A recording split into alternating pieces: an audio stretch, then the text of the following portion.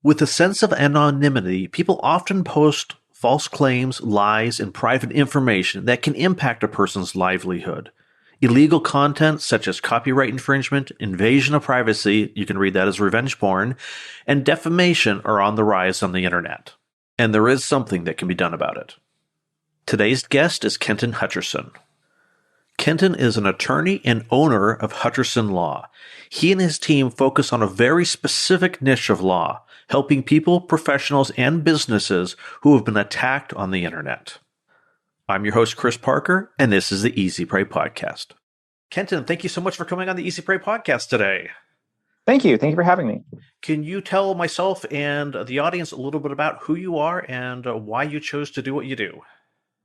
Sure. So I'm an internet lawyer based in Dallas, Texas. I grew up in Dallas. As an internet lawyer, it's a very small niche. There aren't that many attorneys across the country that handle what we do, at least focus on that type of law. But there's three main areas that we handle. The first and probably the largest is internet defamation, which happens all the time. People, when they're behind a keyboard, think that they're invincible. They'll never be caught. And they go on and say things on the internet that normally they would never do. And so that causes a lot of problems. The second area is copyright infringement, which people steal content on the internet all the time and just put it on their website. That's illegal. And then the third is invasion of privacy. And more specifically, what that relates to is this area of what's called revenge porn, which is you have a couple, they share intimate photos or videos with each other. They break up. And then to get revenge, one of the members of the couple publishes that content on the internet. And it's a very growing problem. Yeah.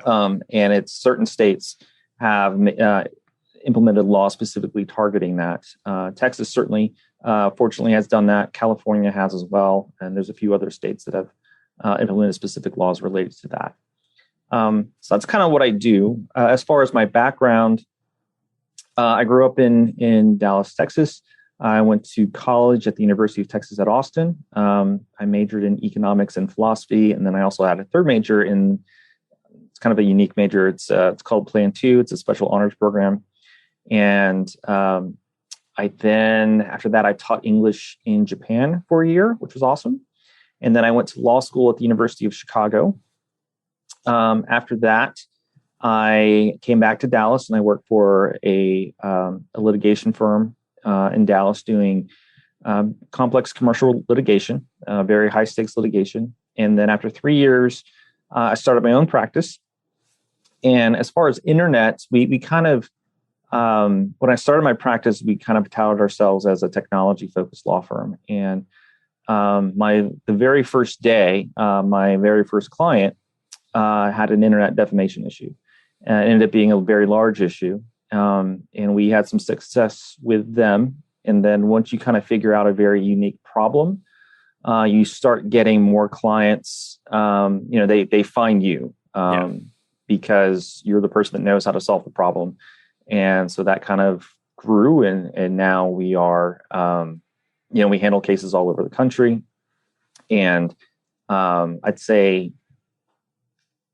trying to think, less than half of our practice is based in Texas, but we're all over the place. Mm-hmm.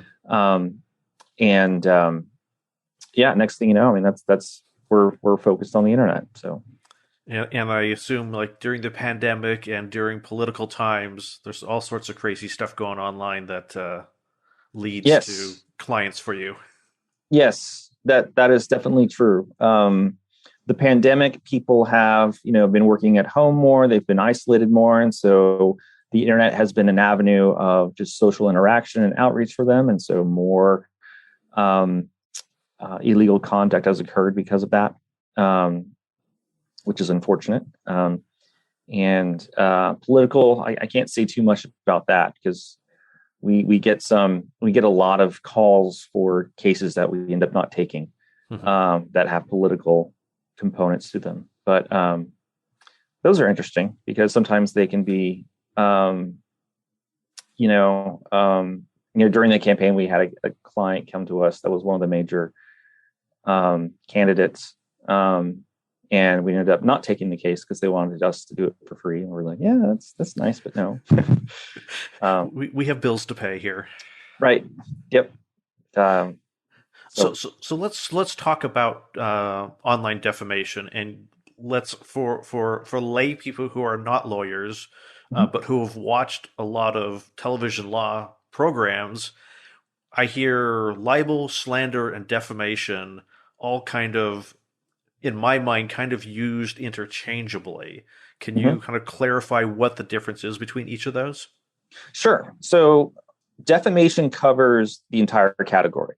Okay. So there's defamation as a whole, which is essentially making a false statement about somebody that damages their reputation, that causes them damage, like financial damage in some way. Libel and slander are two separate subsets of defamation. Libel is defamation in written context. So most internet defamation is libel. And then slander is oral defamation. Gotcha. And that is, just verbally saying something.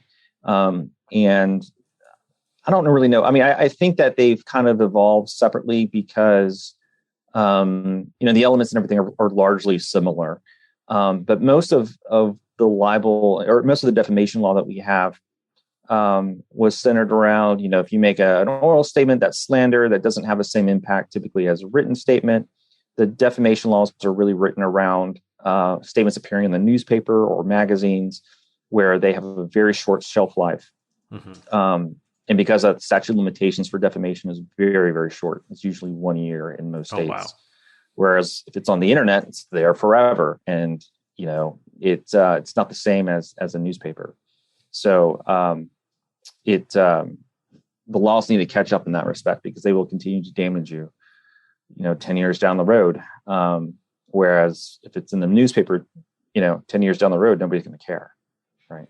Yeah. And that seems to be a lot of times when I'm talking to people where there's an intersection of law or policy in the internet, there seems to be a fairly trailing gap between what reality is and law when it comes to. Yes, that's definitely the case. The Congress has been struggling to update the laws, and most of these are actually state laws. Defamation is a state law, and so statute of limitations are based on the states, and so they need to be updated. So that is definitely something that Congress or the various state legislatures need to address because it is not in step with the times. Gotcha.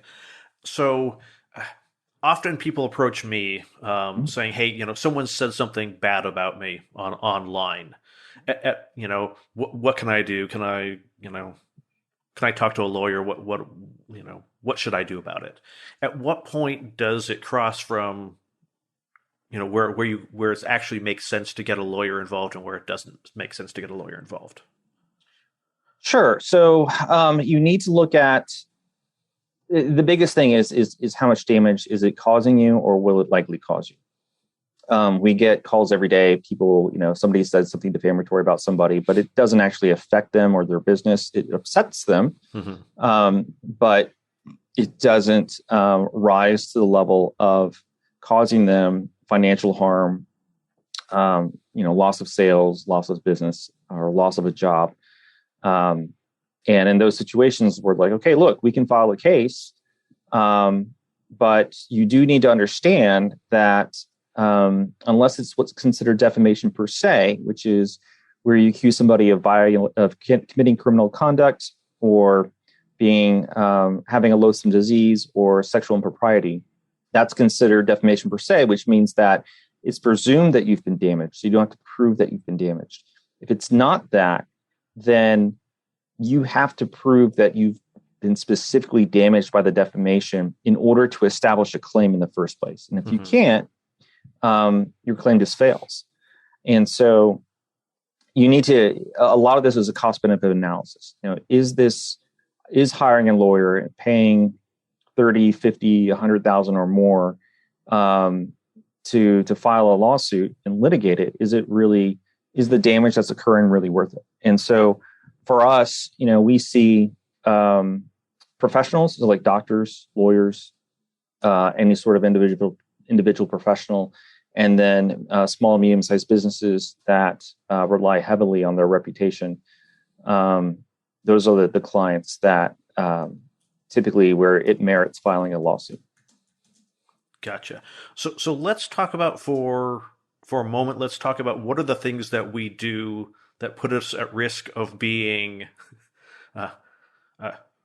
of someone hiring you and going after us. Sure. So and then we'll talk about the other side of it. Sure. So a few things I can say. So if you're in business, there's the old saying, the customer is always right. And from a certain, that can be abused in a very significant way. And some people deliberately abuse that by, making outlandish demands on businesses, that sell them things, claiming that they've been ripped off and stuff like that in some way.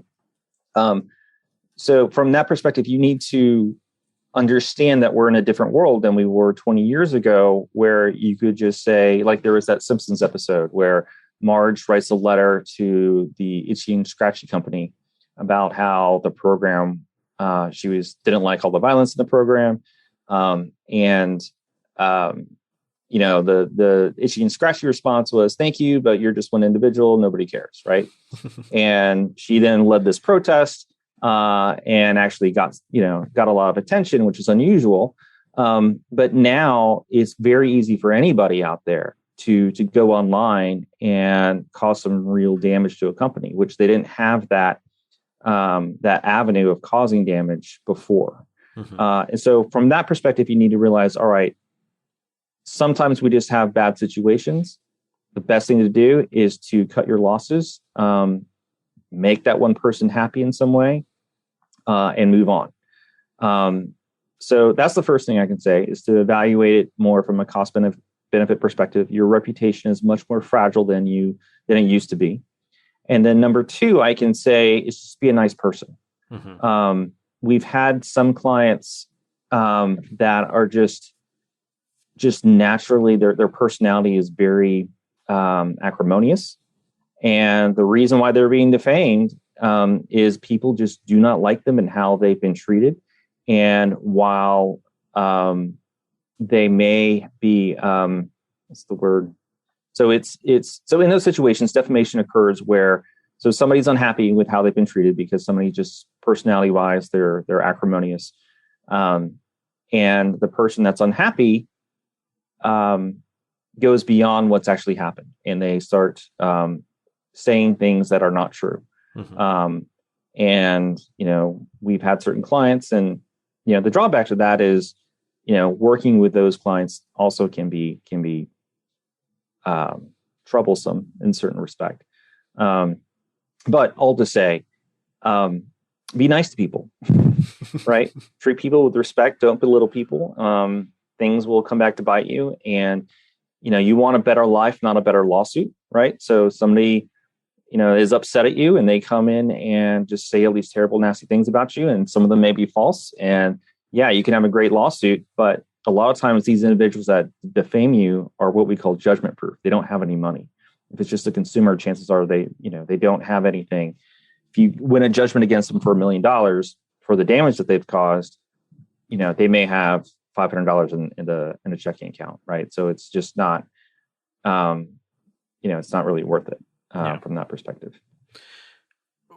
From the consumer's perspective, what are people doing that are causing the defamation? Is it that they're going on, Yelp and misrepresenting a situation, or what kind of things are you seeing from of what the consumer is doing, which is making them have a client of yours? Sure. So, we do see situations where it's almost extortion by defamation. We've seen that a lot, where you have a consumer that's like unhappy and they're like, look, you have to pay me X amount of money or I'm going to defame you online. And that, unfortunately, that happens. And, there's really not much you can do. Like once they do defame you, then yeah, you can go after them. But at the same time, there's a situation a number of years ago where somebody was like a pet sitter, and somebody said like, they I hired them and they killed my fish, and it was a Yelp review is what they posted, and they filed a suit against them and tried to get information from Yelp. And Yelp like posted this big warning on that company's review saying they sue consumers. And we haven't seen nearly of that so much, but the concern is, look, these are disputes. Whenever you have a review system, you are going to have people that abuse that and post false reviews. And you shouldn't take the position that anything goes and that the consumer is always right, because that opens the door to abuse, to defamation, to extortion. The way that we as a society have to deal with these issues is the court system. That's how we deal with civil disputes. That's how it's done responsibly and professionally, in a civilized manner, as opposed to, uncivil issues, uncivil ways of resolving disputes. So those are how those, if they're not be able to be resolved amicably out of court, there's a legal system there to deal with it. And companies, websites, review sites ought to respect the legal process and the rulings of courts. Do you? I don't know how much your practice is, dealing with the review sites. Do the review sites kind of get in the middle of it, or are you actually going after the review site and the consumer? So we don't go after the review sites typically. So there's a federal law called the Communications Decency Act, which was passed, I want to say, in 1996. And what that says is that if you're a website and somebody posts content on your site, it's what's called user-generated content. As a website, you're not liable for that content. So if it's defamatory, for example, you can't sue the website. If they're involved if the website's involved in creating the content, then they can be held liable. And so, given that, originally there were a number of lawsuits against review websites, and most of those have failed miserably unless they can show that the review website was involved in some way in the creation of the defamatory content. So you're left with going after the individual. And there's actually been an evolution because when I started my firm in 2007. When I started my practice, there were websites that would refuse to remove any sort of review, regardless if it was false and defamatory, regardless of whether a court said that it was false and defamatory and was illegal. They would refuse to remove it. And so the way that we would deal with that is we get a court order against the individual that made the review, and then we would send it to Google, and Google would honor the court order and remove the web page that contained the review from their search index, which was very helpful, because that's really where the damage happens. Right? Yeah. Somebody does a Google search for your name, right? And that lasted for a very long time. And then it was a few years ago that Google kind of finally gave in, because there was a lot of concerns from the internet marketing community about that, about why they allowed certain websites to appear in their results where clearly, unlawful content was appearing all the time. And they have started to basically say, hey, look, if you're engaged in these practices where you refuse to remove illegal content, we're not going to keep you in the rankings anymore. And so that was a very big deterrent, and a lot of these websites were formed, which is a good thing. So that, and Google also, they created this page where if you find out about, some website that is essentially, they're engaging in a protection racket, right? Like these websites often that host these reviews, you can pay them a lot of money to get them removed or to get them modified or other things going on. And they're basically abusing their place on Google to make money, and also the protection under the federal law. And so Google said, look, we're tired of that. That's not a good practice. So if you see that, let us know and we'll deal with it. Or at least, in terms of the rankings and all that. And that's done a lot to clean up the internet. Mm-hmm. So when it comes to something like, since most people are familiar with Yelp, let's say someone posts something, a defamatory review in Yelp, and you go to court and you win in court, you're able to prove that it's defamatory.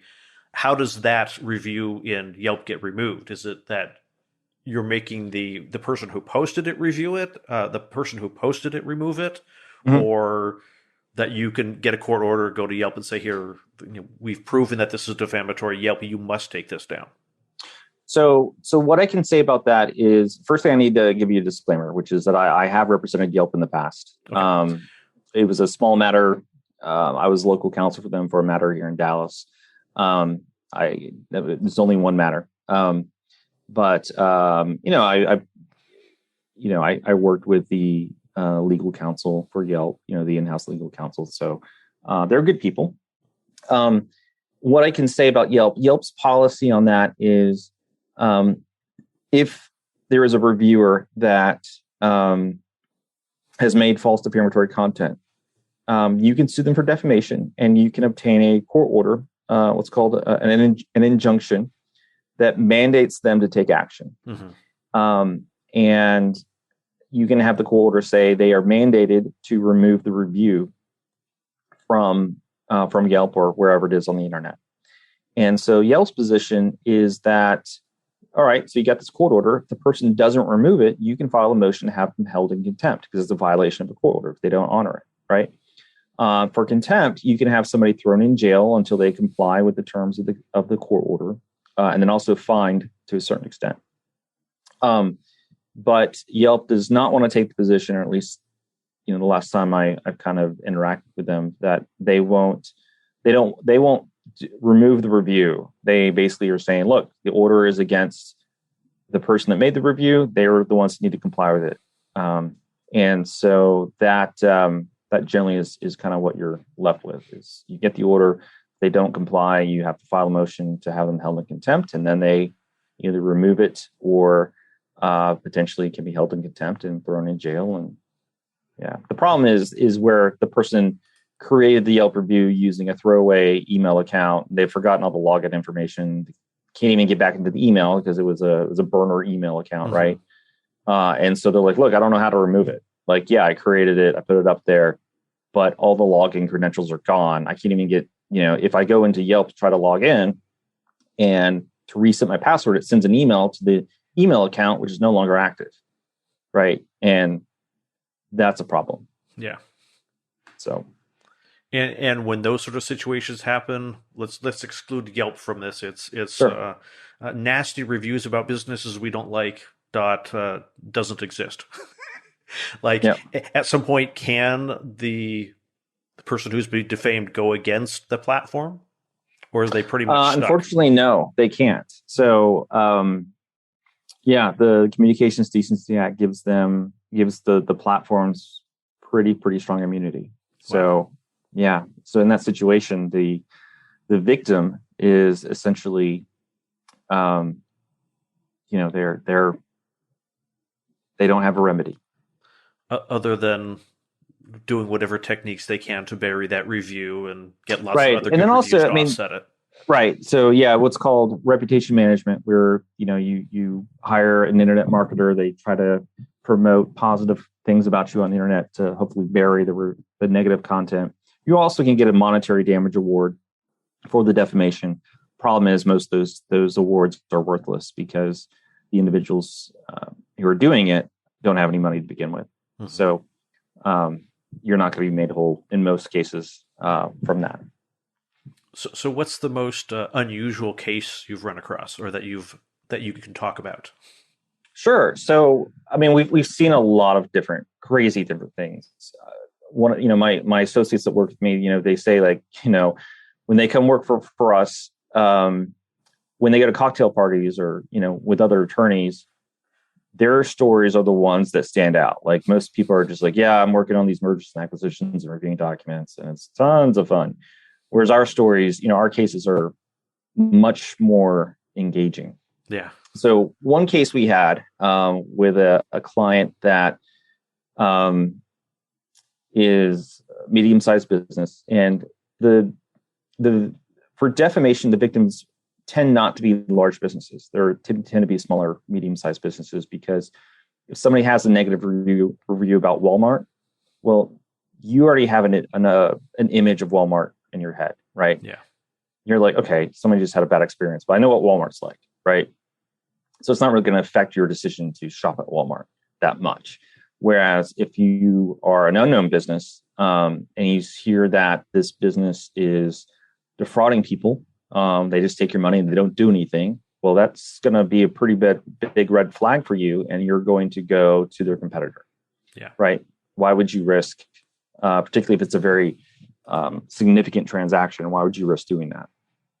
So we had a client that had their reputation was very important to them from this, from that kind of perspective, where they weren't a household name. They had a very high price point for what they did. And so reputation was extremely important for their business. And they were constantly engaging in internet marketing. They had been defamed a number of times by some people, and it really hurt their business. So they were like, okay, and they've gotten through a lot of that.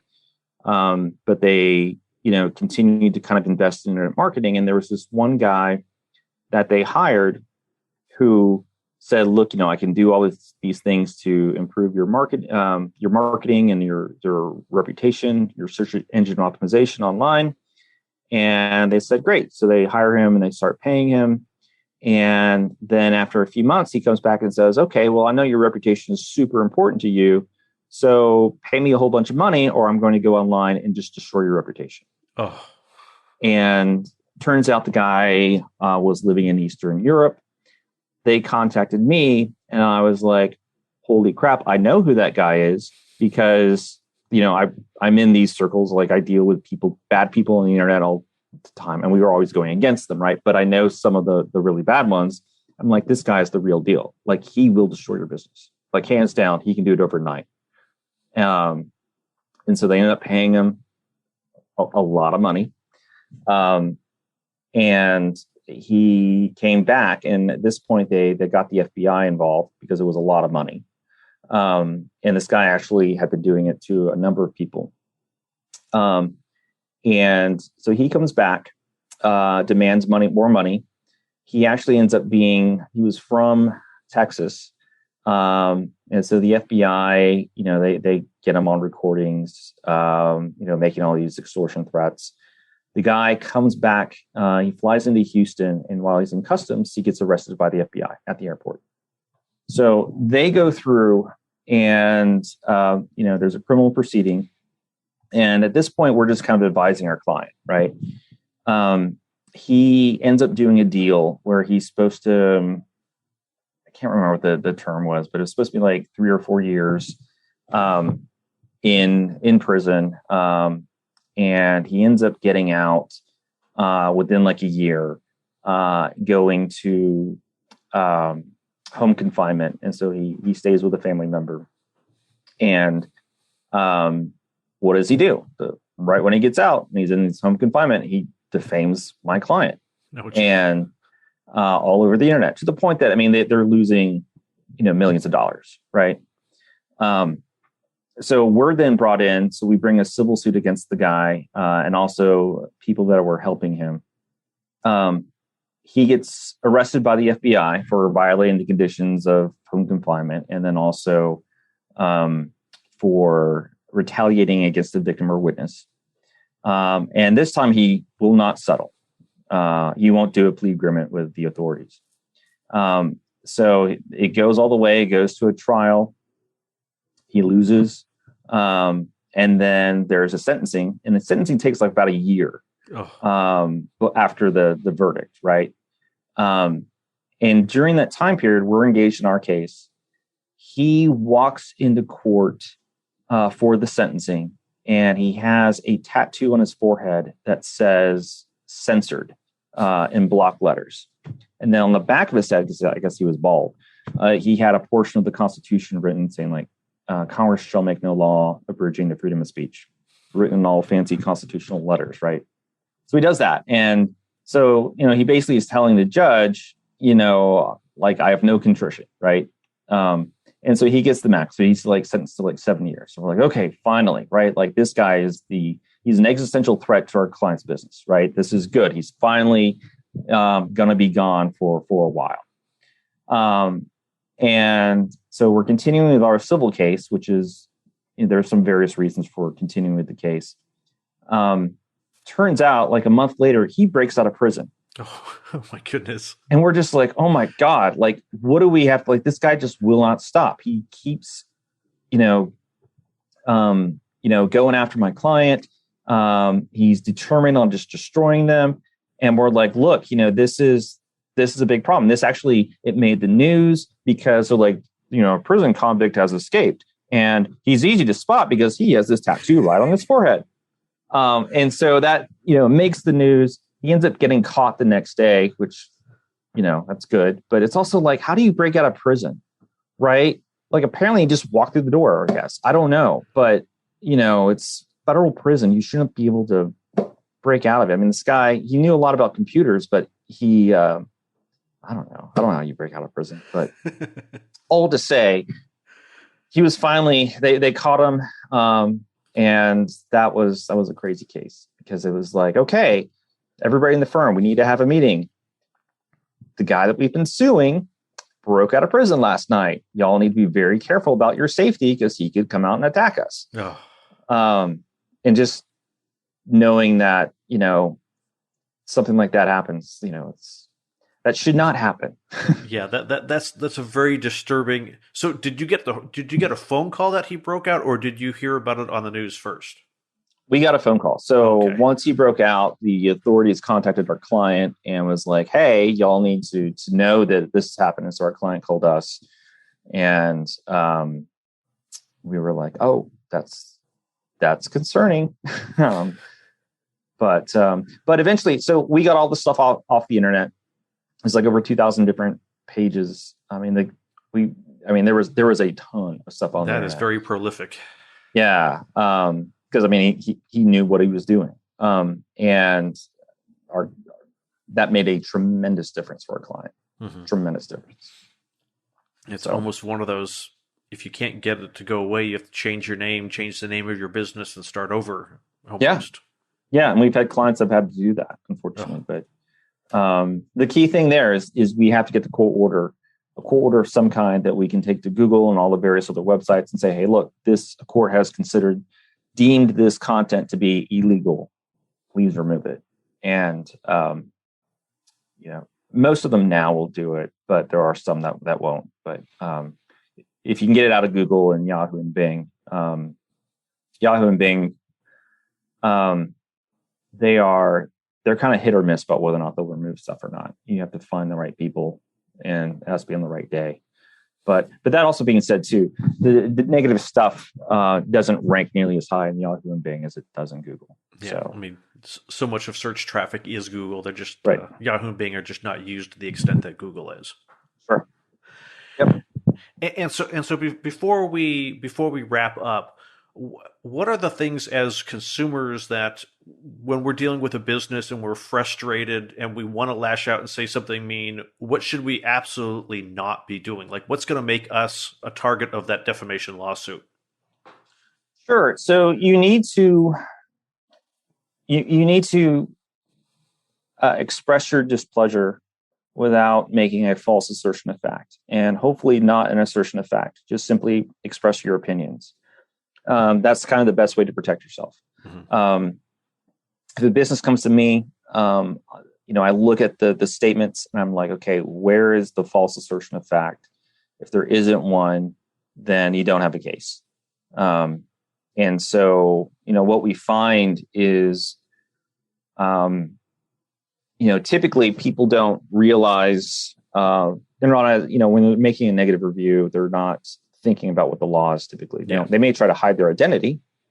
But, we have ways of unmasking people, but they're not thinking about the legal impact of their specific text that they make. So I would advise, number one, anything you say must be absolutely true. And then number two, I would stick to expressing opinions as opposed to statements of fact, because if the business that you're reviewing has the inclination and says that statement of fact is false, then you could be opening yourself up to a lawsuit.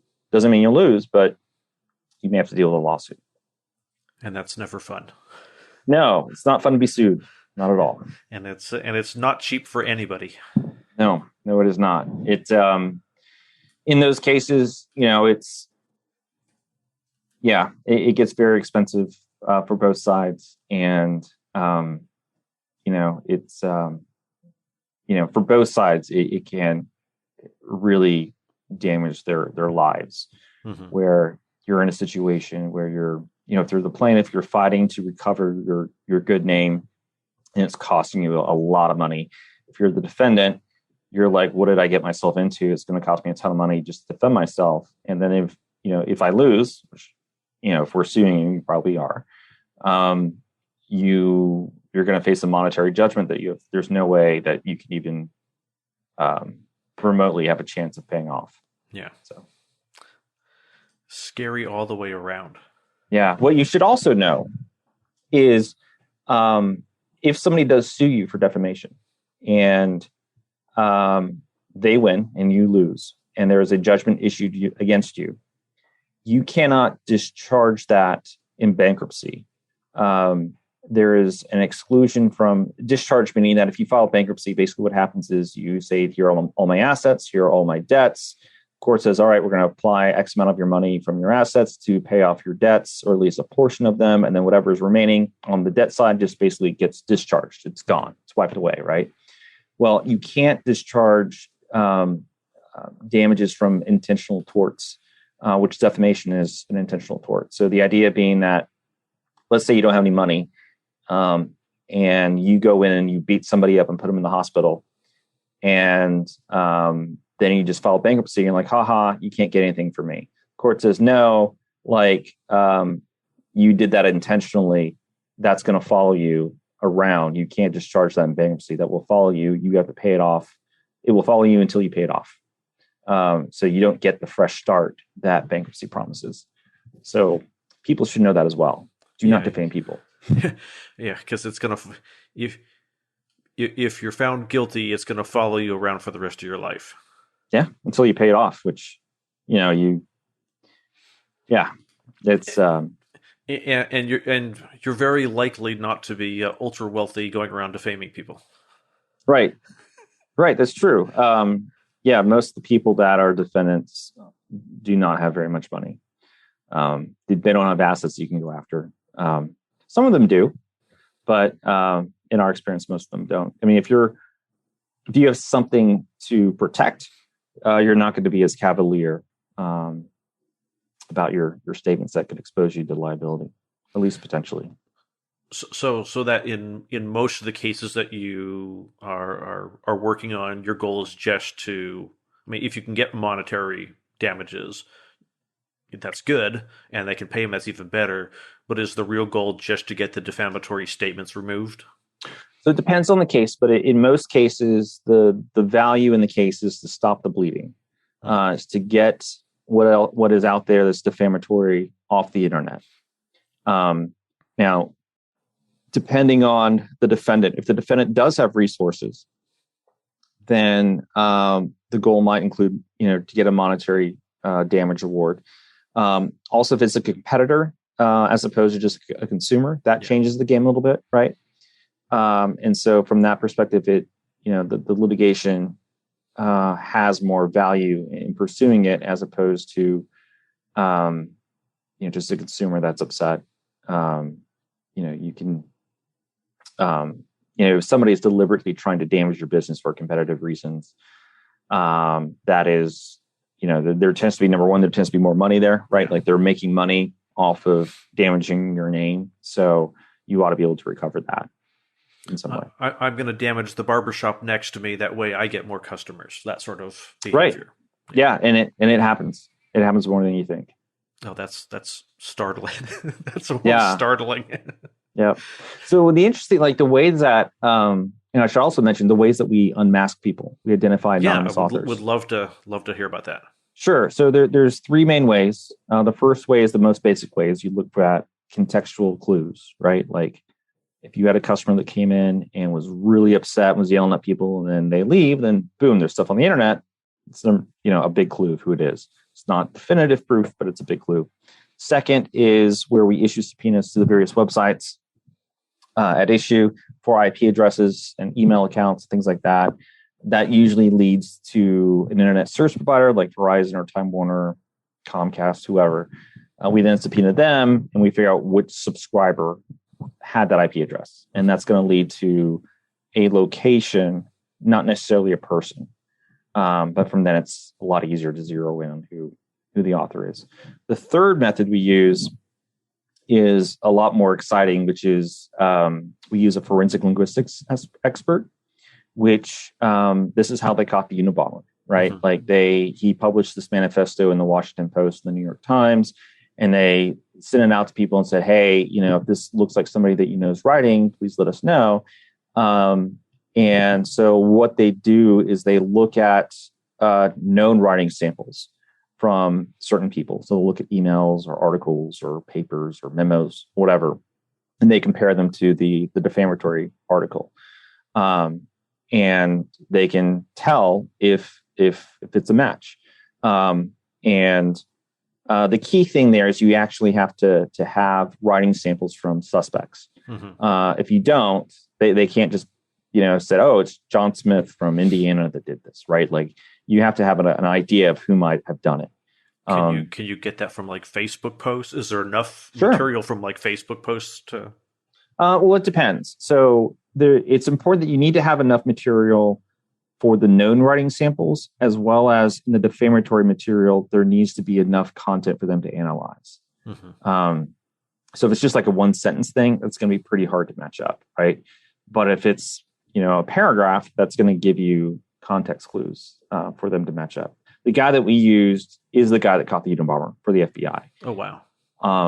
And then we had a case where we genuinely did not know who made the posting. We had like 20 suspects. Mm-hmm. So we got emails from all 20 of them, sent it to him. And he's like, it's not these 19, it's this one specific person. And so we're like, wow, okay. So we filed the lawsuit and they actually admitted to making the posting, but then they had other defenses. But it's really impressive what they're able to do. That's crazy. I would not think that. I mean, I guess it makes sense if you're able to figure out who the Unabomber is, but that was very extensive writing, not a paragraph or two. But right. That's amazing that based off of a paragraph or two, they can narrow a suspect pull down so small. It's really interesting. They'll look at how you use semicolons, how you use dashes, your word choice. And they can tell if they look at a writing sample, they can be like, okay, this person probably is around this age range. They are probably this gender. They probably grew up in this part of the country. There's just so many, just the way that we talk, the way that we write says it gives there is a linguistic fingerprint to how we operate in that sense. And it's really interesting. Yeah, that is truly amazing. Mm-hmm. So if people want to find out more about the services that you offer, where can they find you online? Sure. So our website is at hutchersonlaw.com and tells you all about us. Just go there and, it has all of we have a contact form on there and has all of our other contact information. Just reach out to us and we'll be happy to talk. Great. Thank you so much, Kenton, for coming on the Easy Prey podcast today. My pleasure. Thank you. Thank you for listening to this episode of the Easy Prey podcast. If you found this episode helpful, please share it with a friend and leave a review at easyprey.com/review. Notes and a transcript of this episode with Kenton Hutcherson can be found at easyprey.com/90.